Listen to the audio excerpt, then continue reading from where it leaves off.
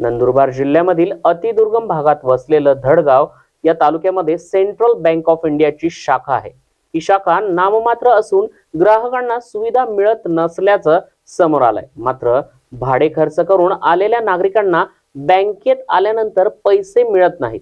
नेहमीच बँकेचा सर्व्हर हा डाऊन असतो, तसेच एटीएम मध्ये देखील पैसे राहत नसल्यानं दुर्गम भागातील आदिवासी बांधवांना नाईलाजानं खाजगी मिनी बँक वाल्यांकडून आपलेच पैसे जादाचे पैसे देऊन काढावे लागतात। यामुळे आदिवासी बांधवांना नाहक आर्थिक भुर्दंड सहन करावा लागतोय।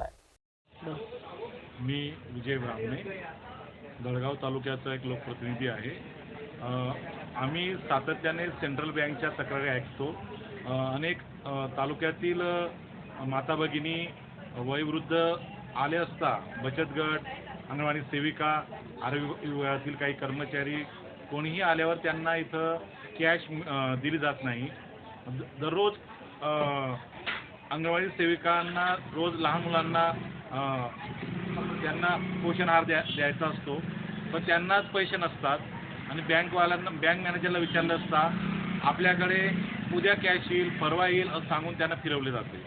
याच्यातून सातत्याने धडगाव तालुक्यातील सर्वच बांधवांचा एक आक्रोश आहे, विरोध आहे आणि सेंट्रल बँकवरचा विश्वास उडत चाललेला आहे।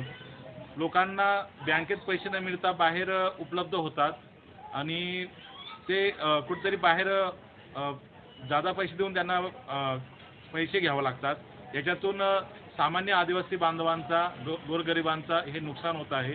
यासाठी मी एक या तालुक्याचा, धडगाव तालुक्याचा एक लोकप्रतिनिधी म्हणून, एक सामान्य जनसेवक म्हणून मी हा निषेध व्यक्त करत आहे।